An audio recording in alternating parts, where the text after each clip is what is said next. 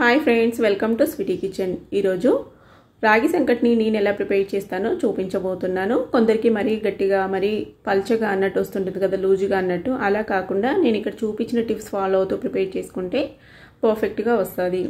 బెంగళూరులో అయితే ఉత్తి పిండితో ప్రిపేర్ చేసుకుంటారండి. నేనైతే అన్నం కాంబినేషన్తో ప్రిపేర్ చేస్తాను అన్నట్టు. కుక్కర్లోకి 1 గ్లాసు బియ్యం వేసుకుంటున్నా. అందులోకి బియ్యంని బాగా కడిగేసుకొని 4 గ్లాసుల నీళ్ళు వేసుకోవాలి.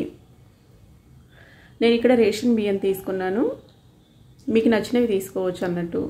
కొద్దిగా సాల్ట్ వేసుకొని మూత పెట్టుకొని విజిల్ పెట్టి 4 విజిల్ వచ్చేంత వరకు ఉడికించుకోవాలి.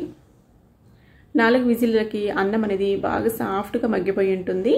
ఇప్పుడు ఇందులోకి 1.5 గ్లాస్ లేదా 1 గ్లాస్ అయినా పర్లేదండి. గ్లాస్కి గ్లాస్ అయినా వేసుకోవచ్చు, కొద్దిగా ఎక్కువ కూడా వేసుకోవచ్చు. పల్చగా స్ప్రెడ్ చేసుకొని మూత పెట్టుకొని సిమ్లో ఒక 10 నిమిషాల దాకా స్టీమ్ చేసుకున్నామంటే మనకి పిండి అనేది పర్ఫెక్ట్గా స్టీమ్ అయిపోయి ఉంటుంది.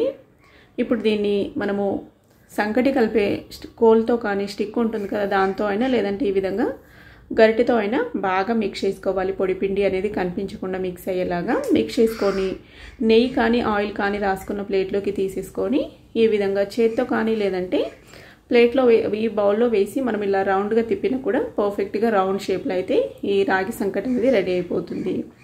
ఇంతేనండి, చాలా సింపుల్గా ప్రిపేర్ చేసుకోవచ్చు పర్ఫెక్ట్గా. మరీ లూజ్గా కాకుండా మరీ హార్డ్గా కాకుండా ఈ టిప్స్ కనుక ఫాలో అవుతూ ప్రిపేర్ చేసుకున్నారంటే పర్ఫెక్ట్గా రాగి ముద్ద అనేది రెడీ అయిపోతుంది.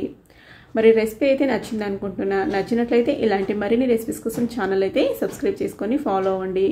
నచ్చినట్లయితే లైక్ చేసేయండి. Thank you for watching.